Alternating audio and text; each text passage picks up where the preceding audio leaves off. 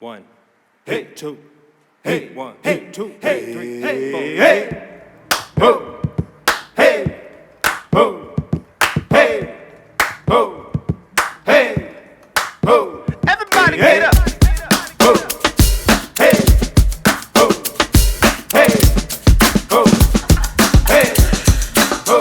Everybody get up. Hello, Miss LaDios. How are you?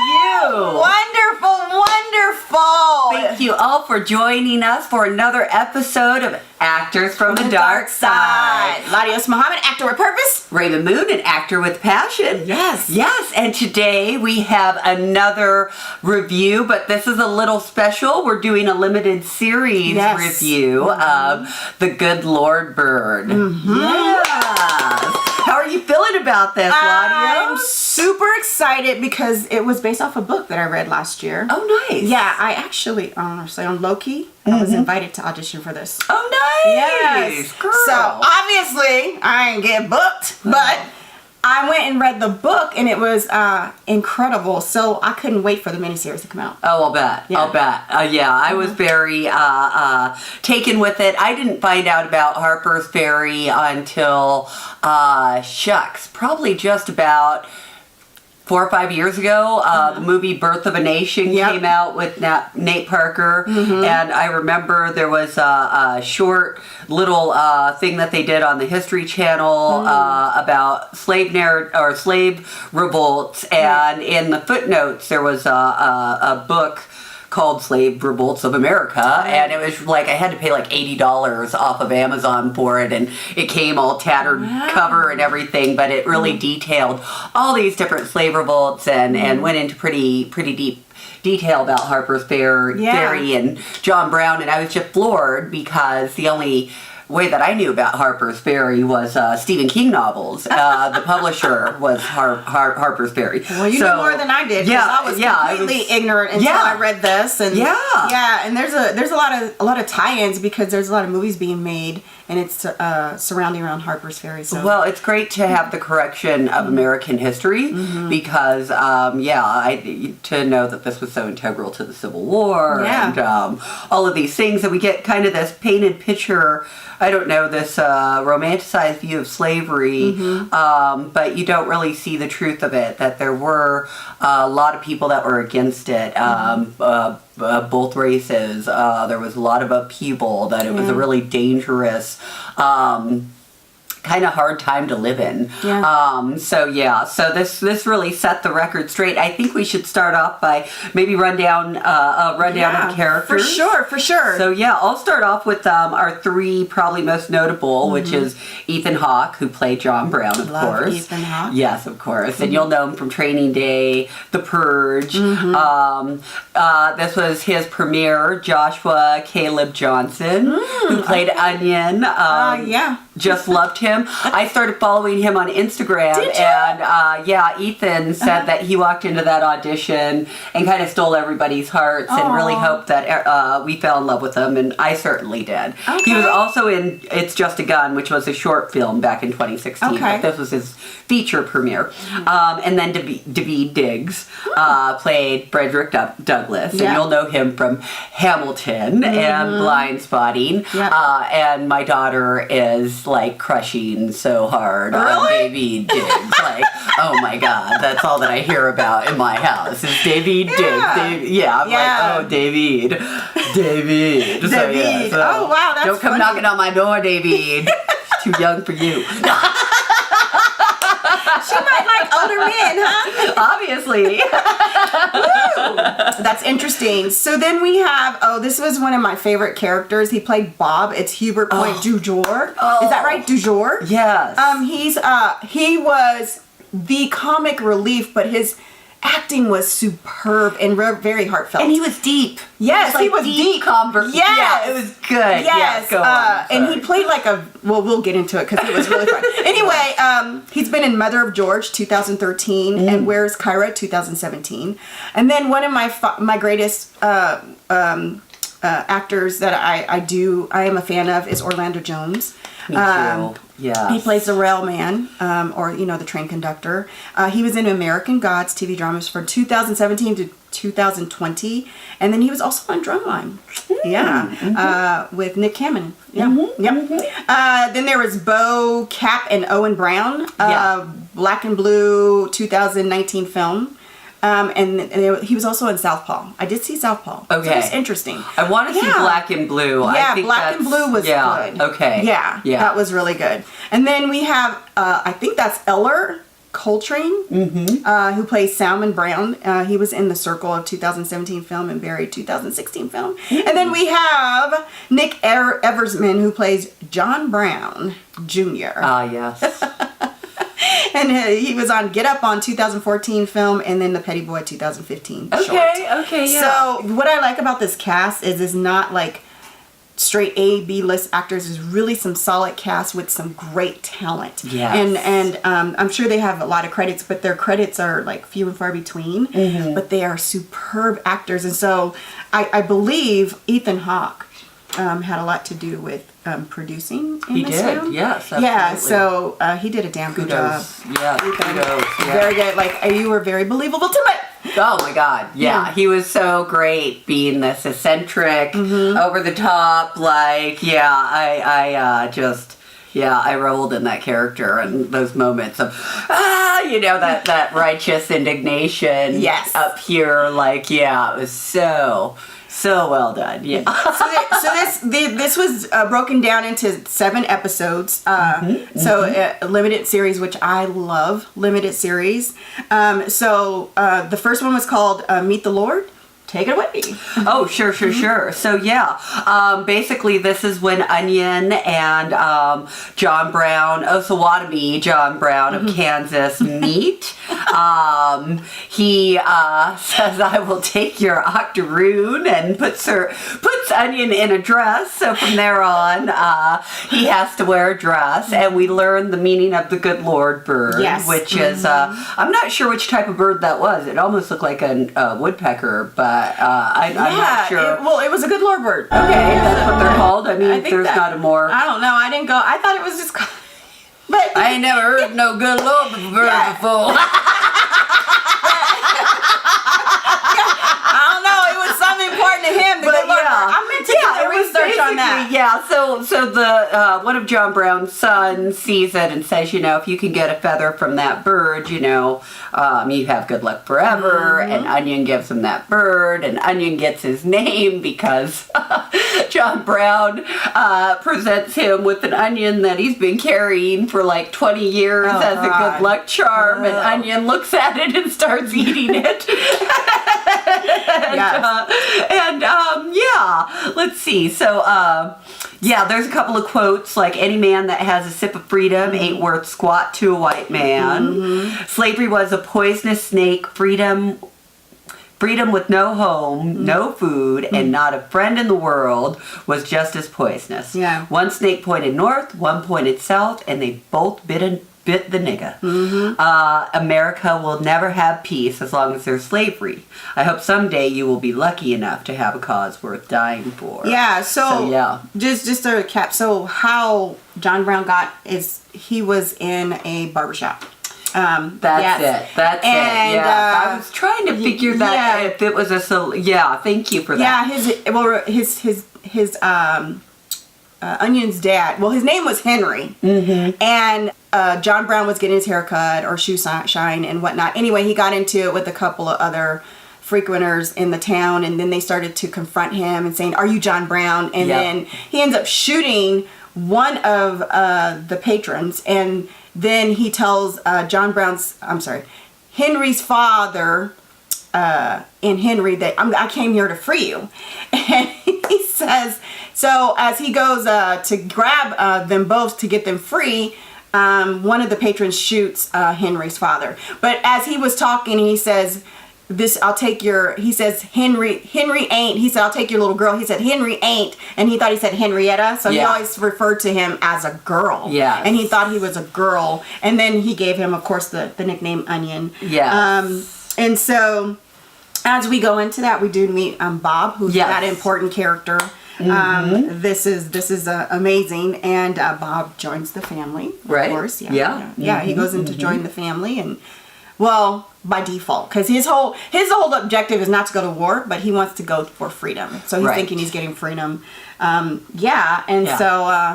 this is how the journey starts to begin. And he realizes, Onion is now with no father, no home, no family, no master, and he's Right. already been latched on to John Brown's camp. Yeah. Yeah. And at that same time, they meet that colonel from the army, right? The lieutenant, and Well, not just. Oh yeah. They do meet. Yeah, Jeb Stewart. Yes, and that's his introduction, and he ends up being pretty pivotal to everything, and he seems to be a pretty upstanding kind of person of his word, and he's just there carrying out his orders, and of course, John Brown is a wanted man. And remind me, LaDios, because I know John Brown's son gets killed, but what exactly transpired between the lieutenant? Because I know,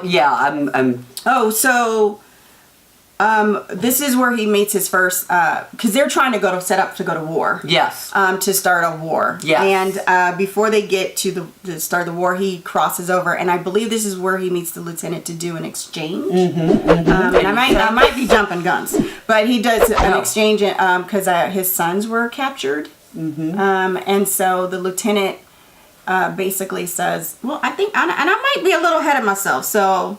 because he does die in that first episode. It's a lot to, he has a pretty big band of men with him. But they're coming and going. Yeah, exactly. So it takes a little while to really, for me at least, it took a little while for me to really know off base, that's John Brown's son, or that, so it was a little hard. It was.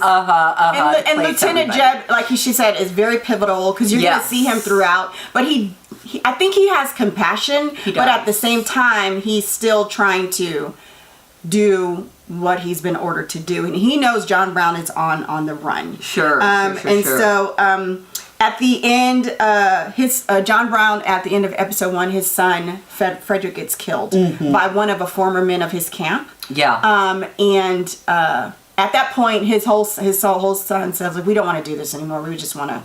We want to go. And he said, John Brown's quote was, America will never have peace as long as they have slavery. And he tells his boys, you're free to go. Because he doesn't make them. Nothing is by compulse. Which is kind of funny, because I don't know if he's really if he has gotten the word from God in his mind, and he's like this purpose, this passion, or if he's a little off. You can't really tell. You can't tell. Yeah, but it is in the book like that. And anybody that follows. And then he does say, I hope someday that you'll be lucky enough to have a cause worthy of dying for. And that was the end. But what happened is they leave Onion and Bob alone and said, we'll be right back after they buried their brother. And they're like, what? He's like, wait for us, we'll be back in 3 days. And they're like, what? And so it ends there, and we go into episode 2, which is called The Wicked Plot. There you go.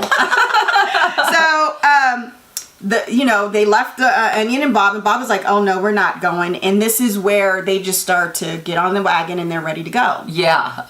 And so they meet, I believe it's Chase. Yeah. This was actually so entertaining. This was funny. This is really entertaining. So Chase is just another white man driving, and of course Onion is in a dress, because he's, again, John Brown thinks he's a female, which I am questionable through the whole thing. Right. Through the whole thing. And so he's like, well, he's trying to decide, like, where are you from? Is this your slave? And he's like, this is my slave. And he's like, well, where are you going? And he was like, well, I'm headed, I guess I forgot where they were headed. But he's like, some kind of saloon, obviously. Yeah. He goes, well, trims is my business. And he goes, who taught you how to do trim? And he said, my father. And then, Bob is like, no, he's not talking. He's like, do not interrupt me. I'm trying to tell you, I knows what I'm talking about. Trims is my business. So he finds out trims means being a whore. Chase ends up taking him to this town called Pottsville. Pottsville. And a saloon. Yeah, that's where he was going there to be a saloon. And this is... where they have the whorehouse. Work. Yeah. And this is the first time he meets Pie. Yeah. So Pie is obviously a biracial female, and she's working as a prostitute in the saloon with her madam, and that's how she knows Chase. And then she's introduced to Onion, and of course Pie finds out Onion's not a boy. I mean, not a girl. Pie was an interesting character, but it was Pie was a very interesting character. He did. That's the first time I think he had some kind of sexual feelings. Yeah, I think so. He sees Pie like, oh my God, my nature. Yeah, absolutely. Yeah, and so then she's like, you're gonna get me hung, so let's do a secret, because he knows how to read and write. Yes. And he tells her, I'll teach you how to do your letters if you keep it a secret. But as what happened is Bob goes to the pen, so they separate the two. Right. And they get separated. And it was Pie that was very adamant about him being quiet about knowing how to read and write. Mm-hmm. Of course, Onion is just so ignorantly naive, right? He was super naive. He's just concerned about Bob and getting to that slave pen and figuring out where his friend is. So he tells another slave that he can teach them how to read and write, which causes quite the That is Sabonia. Sabonia actually confronts him about it. And something. And there was somebody else too, because he went to the pen to look for Bob, and she throws a mud pie at him. So she's faking. The interesting thing is she's faking crazy, but she's not crazy. That's right. And then her sister was like, we heard that, Sabonia. Well, he talks to her sister first, and then he ends up talking to Sabonia, who threw the mud pie, and she says. He says, so you faking crazy? She goes, I ain't doing nothing no different than what you want to do. Because he's hiding his manhood. And he goes, I don't want to do this. She goes, that don't mean nothing to me. But what's worse is that the fact that you know how to read and write, and that's going around. Mm-hmm. And so they make an exchange that I'll keep your secret, you keep mine. But I need you to write me a note, write a letter for my freedom, because they're planning to escape. So this is where the plot begins. Yeah. And Sabonia ends up being probably my favorite character in the whole series, to be honest. Not only are they escaping, she's planning a revolt. So that's where everything gets very wow, right? Because it's in episode 2, right, that it all even gets found out at the end of the episode, right? And she gets put on trial. Yep. And she makes an amazing monologue, right? Oh my God. That was a powerful monologue. That girl is amazing actor. She moves me, especially that was in front of the preacher, right? Yes. In front of the preacher. Yes. Who couldn't be a preacher no more after that monologue? Oh yeah. That monologue. Ooh, girl. And you know what it made me think, because she was saying, she was asking the preacher, you say you believe in Jesus, then we should all be equal. But obviously it touched him so much. Well, and here's the catch too. Sabonia was obviously kind of part of his slave family in some regards. In some way, he preached to her when they were little about being equal and about, and it was very, very moving. If you don't watch the whole series, tune in for that episode. Just tune in for episode 2, because I swear to goodness, that is one of the best monologues I've seen performed in a really, really long time. It was very powerful. Touching that Onion, cried, and even I almost got a little teary-eyed because she stood for something, for what she believed in. She was like, you can torture me, you can do whatever you want, but I know if there's a real God. She even said, she said, you know what? If I was to be free, the first person I'd come is to kill you. That's right. And she said that. Right. That's right. She said, God, she's like, it would hurt me, but it's real. Right. That's right. And I was like, damn. Yeah. She got some guts. She did not die in vain. But when Onion went to go tell Pie that they're going to hang 9 people, she was like, so? Yep.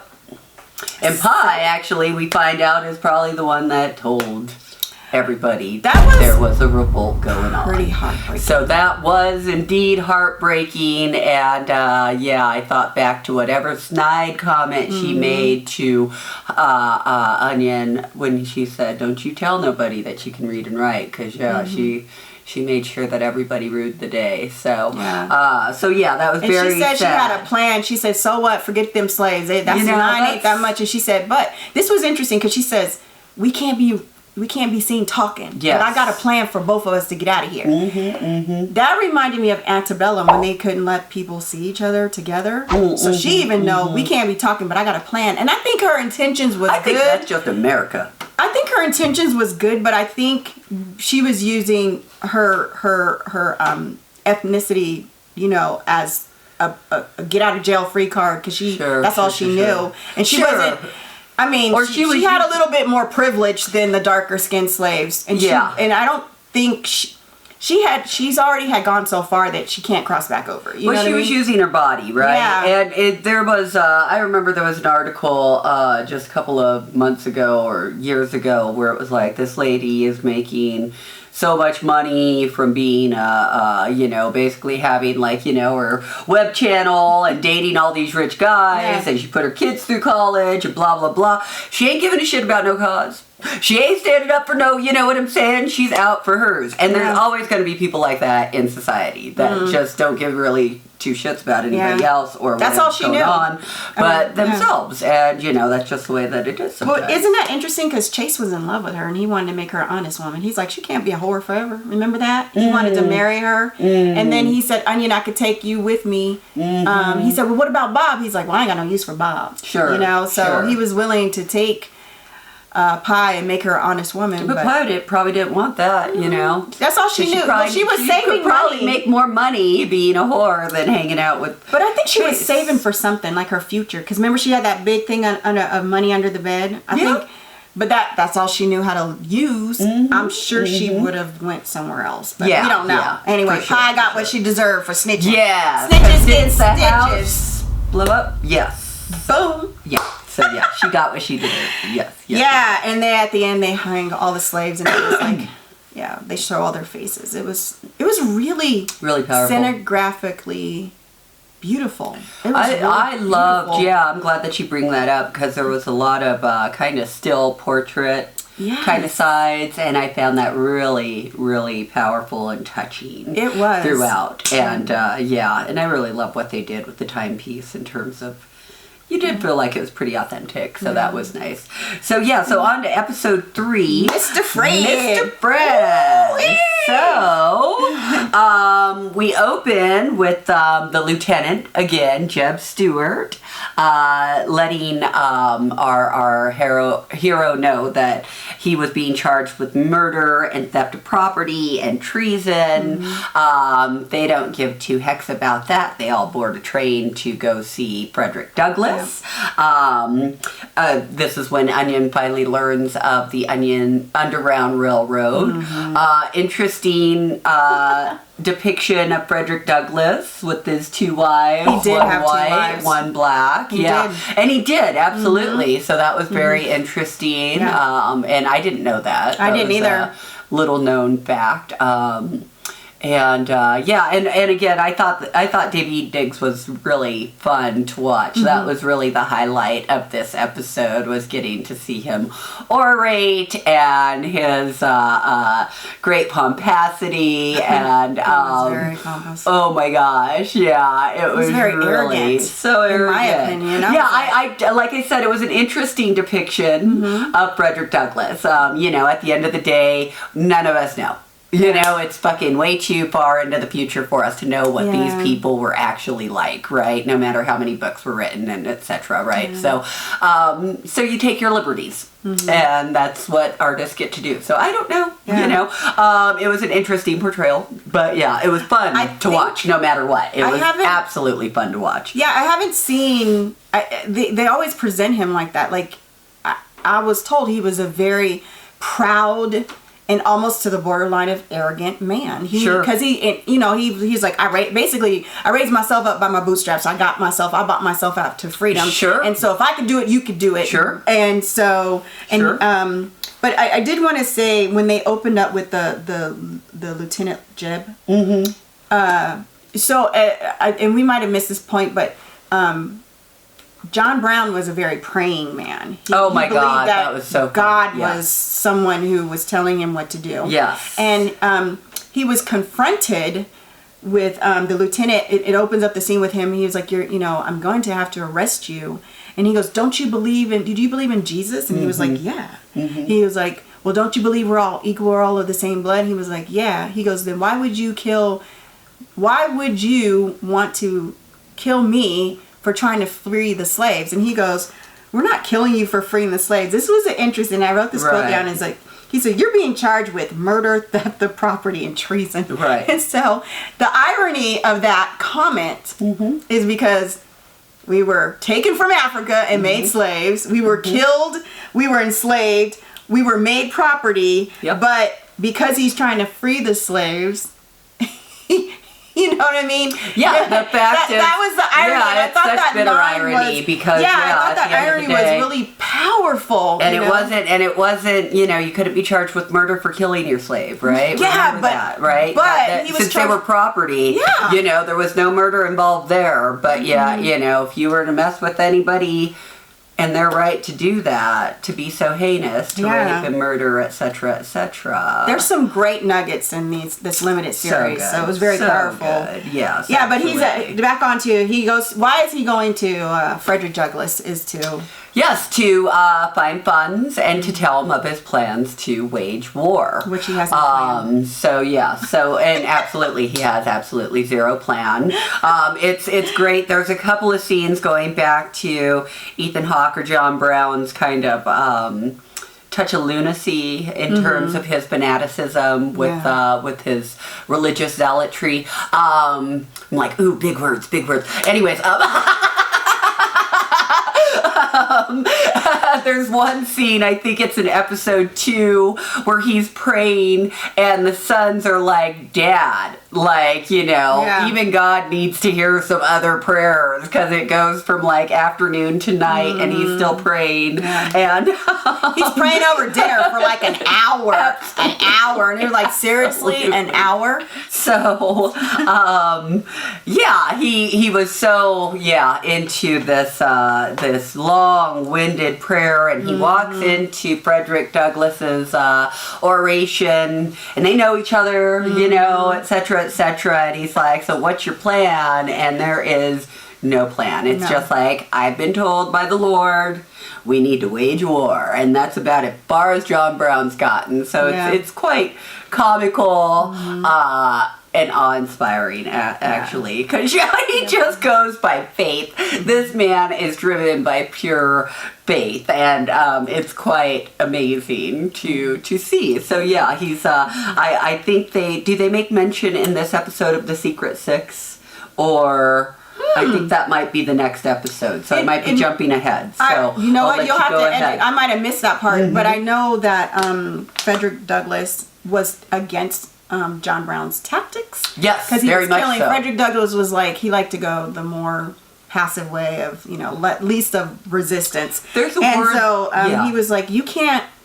I think Frederick Douglass got a little offensive, like, you can't tell me about being a slave. I know. And then he goes, yeah. So he tells this story about, you're right, I never experienced slavery, but he tells when he was 9 years old, and how he had a friend who was black and he was a slave, and how they beat him and killed him. And he said, hatred, greed, and fear are not a good mix. And he said, that's all this America sees. He said, this is why, I'm paraphrasing, this is why he's so passionate about it.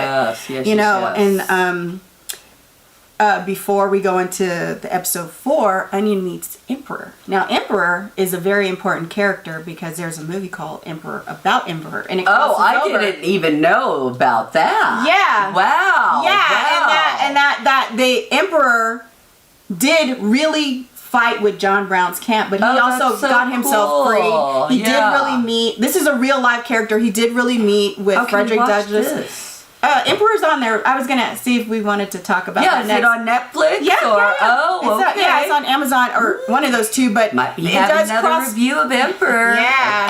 So it's a real character, real history, and he's told me about that. Yeah, That's cool. there's like a little backstory about that, but it played the way it did in the movie, but yeah, he did fight with John Brown to the end, to the very end, which Yes. and so then we go into episode 4. Yes. Smells and like bear. Before we go into that too, I think there was,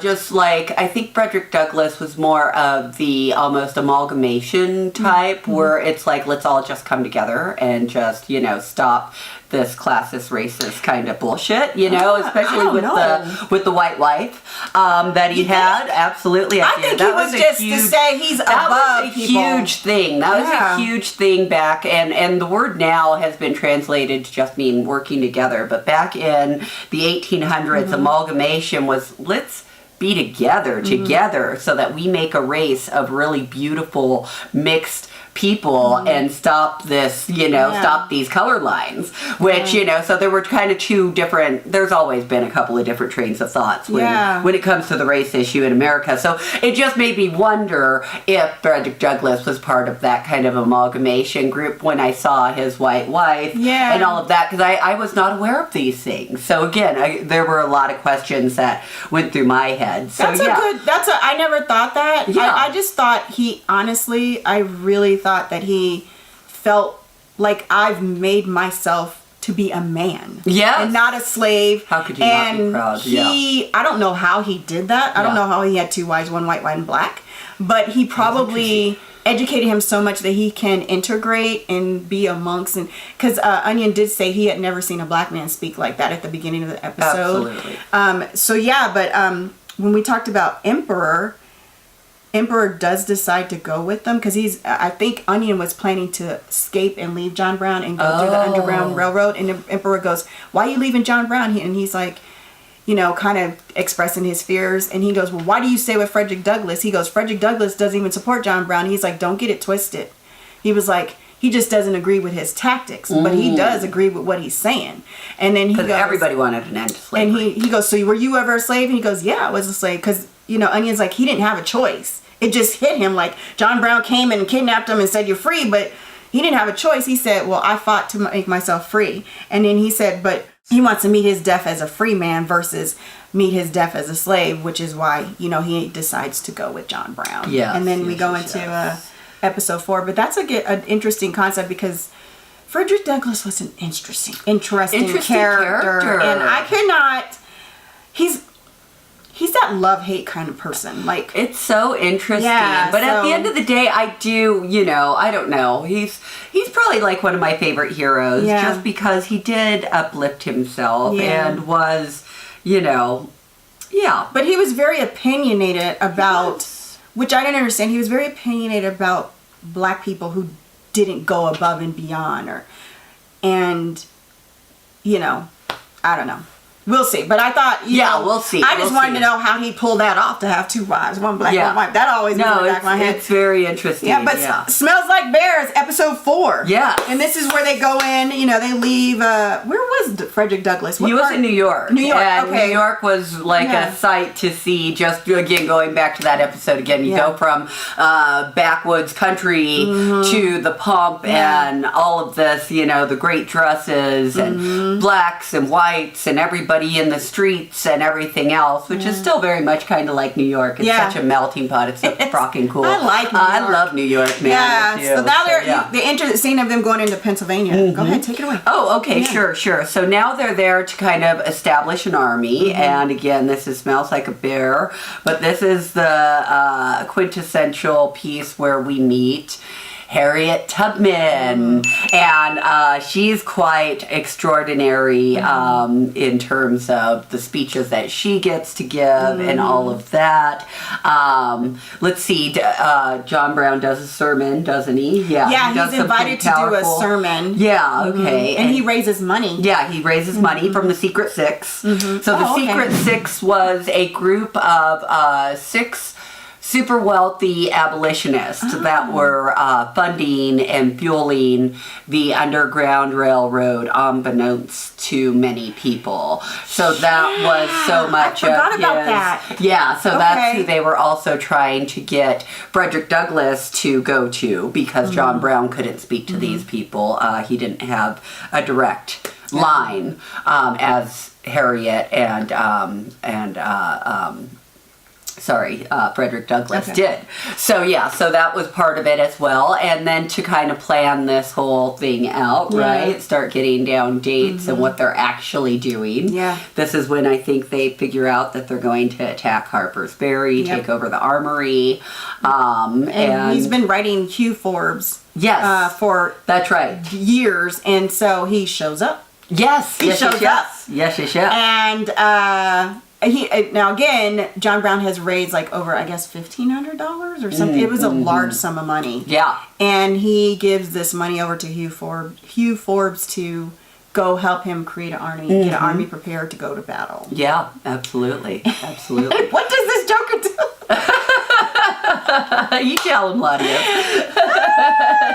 I guess he tells him to meet him at where did he tell him to meet him at? It was some hotel. Yes. And then, while he's giving the money, and he's like, wait, hey, maybe we should keep some for ourselves. And he was like, no, I'm giving it all. Yeah. This is the money he just raised from the sermons that he did prior. Anyway, John I Brown. think Hugh Forbes, obviously he stole the money. It. Yeah. But I'm just wondering, was he someone who was an agent? Right. To intercept the money so he can't do that. You never know. I mean, in that day and age, right? How do you know that person's that person and all of these things? You didn't have like Google, like you couldn't look them up and like, oh yeah, that's their face. You know? Yeah, this was like actually a turning point too, because this is where John Brown is like kind of broken, like, dang, I should have listened to you. And then he kind of makes this light bulb like boom, boom, boom. Yeah. He goes, I didn't even give you a choice to be free. I just came and got you and took you to be free. And then he says, okay. He goes, well, we're in Canada now. Or were they in Canada by that time? They were in Canada by that time. Canada. Yeah, because that's where Harriet from Pennsylvania. Yeah. And then the next thing you know, they're in Canada. Yeah, so he says, you're free. He goes, you can go to this orphanage. They're Catholic, but we still love them. They're still our people. Yeah. And, this made me think, because there's like, when they make us free, they gave us no resources. They gave us no training. They gave us no education. They're like, you're free. And it's like, what do you do when you've been enslaved for like 100 years? Like no education, no nothing. Like, it was against the law to teach a slave to read. You have no money, no finances, no economic anything. Nothing. And you're like, what do I do? Nothing. And so he was like, here, you're free. And I'm sorry. And I'm just like, huh? Yeah. Yeah. So anyway, he goes to the orphanage, and the sister, the Catholic sister, says, we're going to go see John Brown. And he's like, I've seen enough of him. But he ends up going. He ends up going and gets moved by a speech. Yeah. And he's like the first one to stand up and clap. Yeah. And it's really cute. There's a couple of good quotes from Harriet. Why don't you lay them on our audience? He runs into, when he's giving his speech, he does say something like, he goes, I can only speak the language of this country. He is like, they only understand violence. Because everybody's like, how are we going to recruit? How are we going to recruit? Yep. Like, what is your plan? And he's like, I don't have, like, he was basically didn't have a plan, but it wasn't until Onion stood up and said, but anyhow, Onion has a conversation with Harriet. He said he had dreamt about her. Yeah. And she says, who are you? And he's like, she goes, what are you? And he's like, I really don't know. Yeah. And so she says, slavery has made a fool out of a lot of folks. When you slave a person, you slave one in front of you and one behind you. And so that was really powerful to me, because even though we're free, like as far as citizens, but are we really free as far as the thought of who we are? Yeah, mentality. And throughout the whole, all of the limited series, you gotta, the one thing that stuck out, they're like, who are you? What are you? That is not that is by design. It's like, who are you, black man? What are you? Who are you, black man? What are you? You're a black man. You're a God. Who are you? You're a powerful person. And I'm like, these are little nuggets that people are dropping through this whole, all the episodes. And he's like, who are you? What are you? So I thought that was really powerful, and coming from Harriet, and she gives him a beautiful shawl to protect him. Yeah. And so it ends there, but she said, I guess, go well, go with peace, be Yeah, brave, yeah. continue to be brave, and, stand by John Brown's Sure. side. When you were saying that about the who are you, what are you, it made me think back to that movie that we reviewed earlier this year, and I can't think of the name of it, but remembered the quote that slavery taught us how to live, to survive, not to live. What was that movie? Oh, I know, right? watched so Anyways, much, we got to but yes. move on. But that was good. but that's what that kind of reminded me of. good. Is that mentality? It still persists Yeah. even today, man. So episode 5 is hiving the bees. So this is when they're trying to gather their people. Frederick Douglass. He opens says up. that it opens with Frederick Douglass being photographed, and he says he's the most photographed American of the century, and how important it is to have his photo taken, and how important it is that he be dignified in his photos so that people see that, which actually is kind of representation. And he said he never smiled in his photo because he didn't want to give the portrayal of that he's happy. he's not satisfied. because he's not. Yes. That I did like when he talked about that. I'm not satisfied. From my understanding, he was the most photographed man in that century. Yeah. Yeah. Yeah. Like I say, the thought is like, oh, everybody was so happy with their slaves and blah, blah, or even blah. with their freedom. No. At the end of the day, everything was divided, and you had people constantly running away to free states, and you had people constantly, it's almost like looking down and being like, oh my God, how can they do that to those people? Yeah. So you always had that divide in America. Right. So to have one speak so much truth to that, because honestly, I think Frederick Douglass was my first slave narrative, and it really opened my eyes to fuck, this country's really fucked, and has been for a really long time, right. and these things still persist because, like you said, they took the chains off, but they didn't give us anything to actually, run an equal race. So, at the end of the day, the enslaved amongst America were always kind of miles behind. Yeah, the mental slavery. Yeah, absolutely. Yes. So that's definitely. But yeah, I do like how they opened that up. So and they go now. Where do they go? They're going to Harper's Ferry, and they're going to basically almost like a hideout, right? To get prepared for John Brown. I guess he got left behind, and they send Cook. Yes. Cook is the white guy who was recruited in Canada. But Cook is this handsome man, and he's trying to get him some tail. Yeah, so he does meet some white girl with quite the mouth. Yeah. And he takes her over to their little house. Miss Mary Huffmaster. Yes, and she's married, of course. Yeah, because her husband's somewhere else. So they start fornicating. And he just tells him to go. Go away. Yeah, he just go away. Go do what you're supposed to do is go. Why don't you go find the Negroes? That was hilarious. It really was. Oh my God. So but Miss Huffmaster tells him there's a place that they can rent.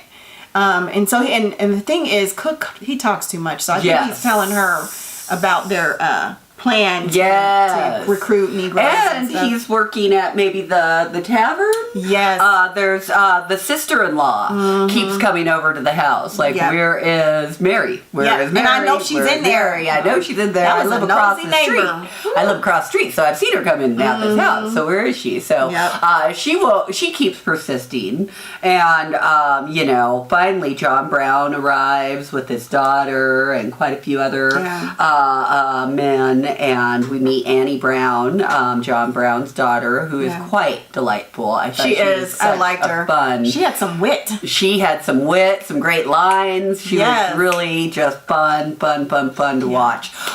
Really delightful actress. But before John Brown comes, he did meet the conductor. Oh, that's right. That's right. Thank you. Is that Orlando Jones? It was. Yeah. And how much money did he have? He had what, $500 or? Yeah, he had $500.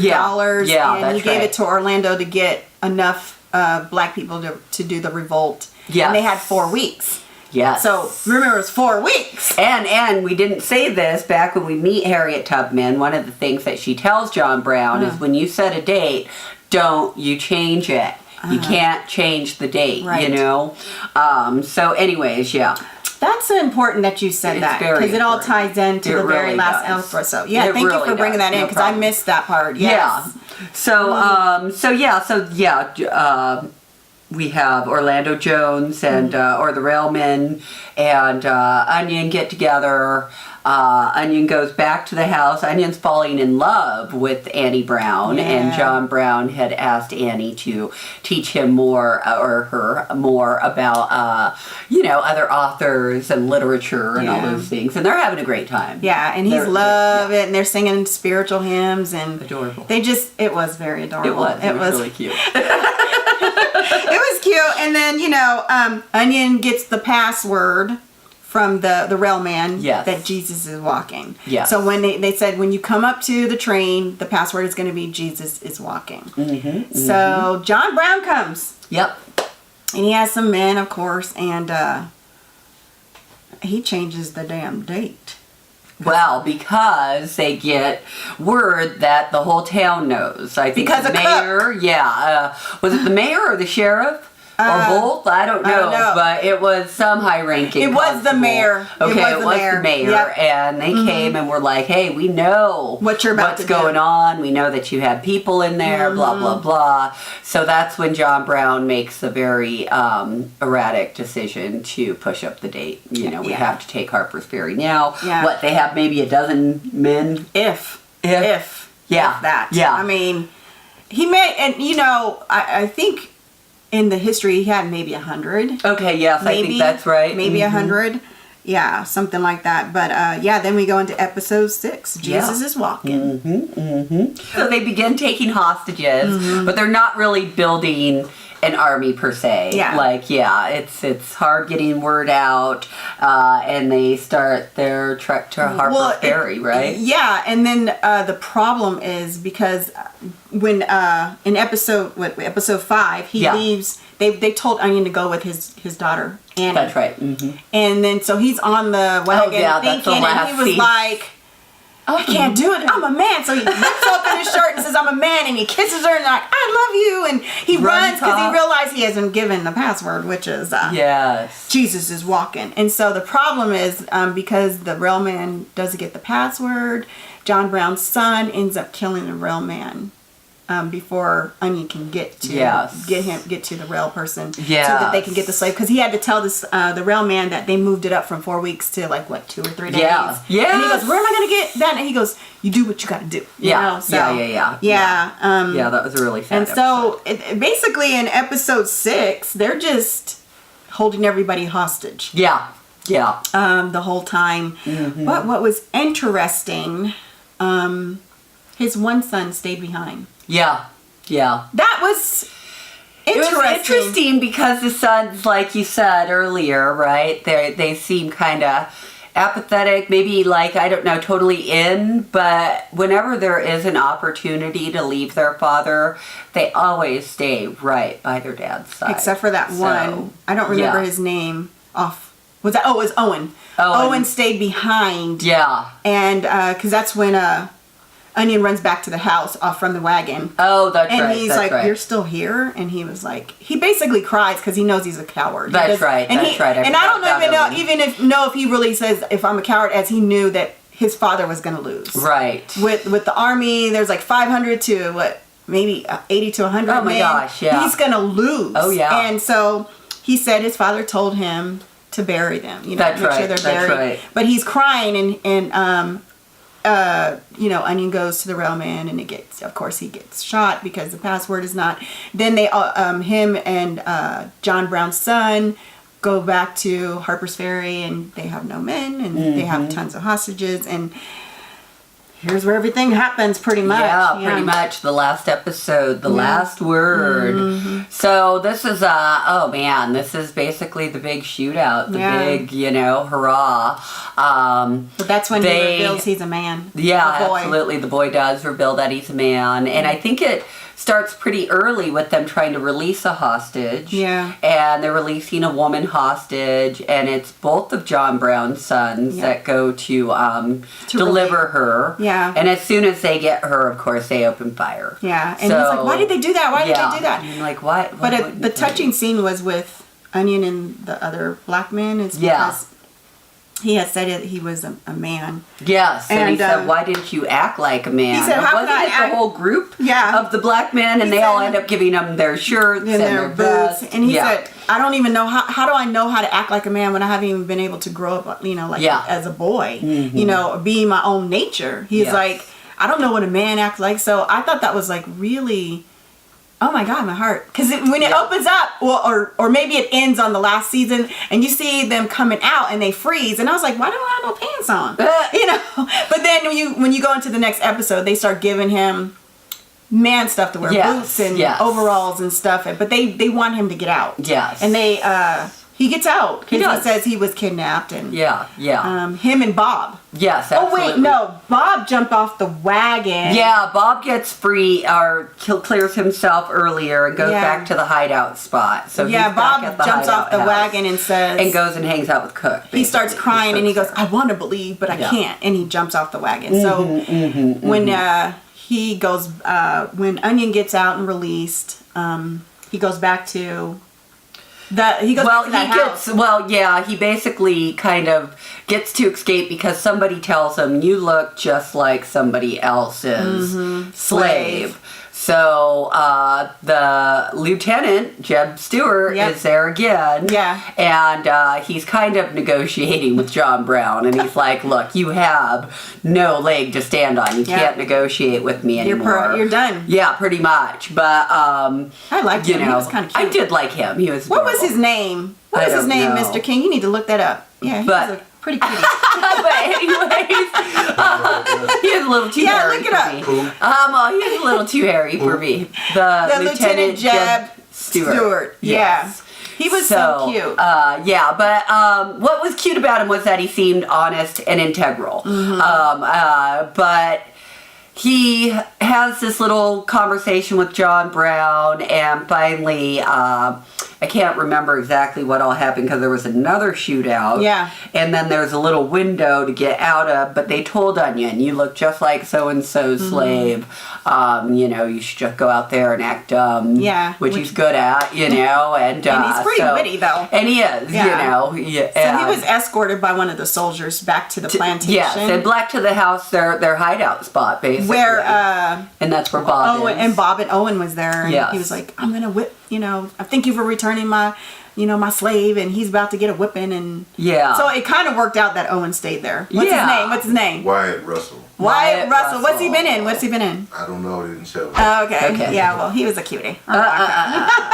He's too hairy for you. He was perfectly hairy. And then, let's see, Onion has a pretty touchy moment with John Brown while he's in prison. Yeah, he got snuck in. Yeah, and it's funny because John Brown's sitting there and he's like, oh, pray with me. And he's like, don't worry, just open the door. They don't even lock it. That was funny.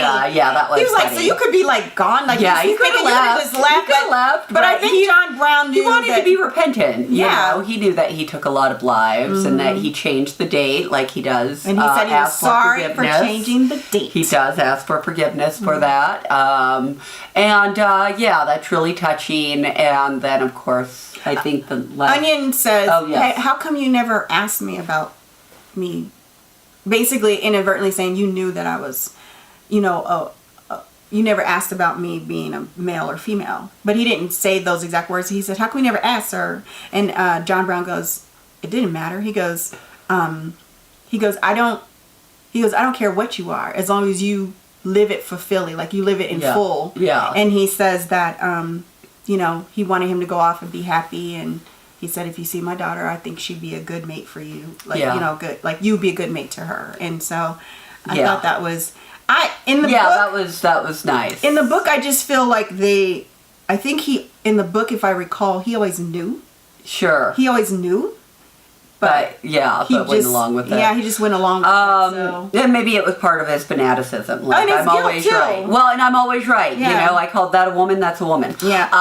That kind of That thing, could be some too. privilege. White privilege over there. So, but the one thing that I thought was interesting, just going kind of off subject, is with the casting, the whole time that Joshua Caleb Johnson was a girl, I'm thinking, how could you not know that's a boy? And then the minute that he's in boy's clothes, I'm like, oh my gosh, that's such a feminine boy. So it was like very that much, was I very- did get the casting. They had then. earrings, and apparently he has two holes. Yeah, in his ear, 'cause he had earrings a couple times. yeah, but- he just has that super sweet face that is kind of androgynous, and yeah, I definitely saw it when they put him in the boys' clothes. He did I look was a little like, you bit- look like a girl now. How does he so look on yeah, so Instagram? it was really funny.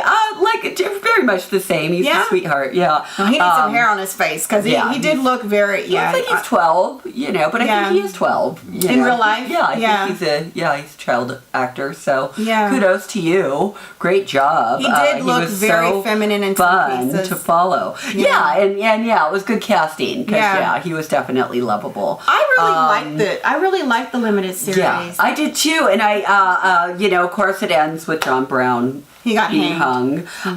But my favorite part was probably the end credits, and they did all of the portraits of the side actors that played slaves or whatever. That was very, very nice and touching. I thought it was a very kind of classy way to go. Yeah, I out. got a little choked up myself. I did too. And then I was like, I don't want to watch this anymore. And Miss King was like, why? I was like, because this is so, you know what's going to happen. Yeah, exactly. But yeah, it- watching that last episode was very bittersweet. Yeah. Very bittersweet. But it did lead to the Civil War. Exactly. So And what he did, emancipation. because, you know, It was in the not last easy. words, you know, John Frederick Douglass asked, did he fight and kill, and was it in vain for John Brown? And he was like, Yeah.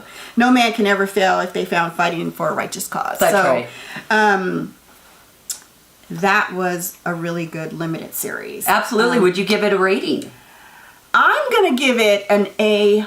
I liked everything, and now the book was super thick and it was heavier, of course, but it was as close as you could get for a limited series and following a book. And the acting and the casting, the actors really, like I said, my favorite was Bob. I loved Bob. His eyes, his expression. Oh my God, he was wonderful. I just loved Bob, and I just Absolutely. and what was Bob's name? What was his?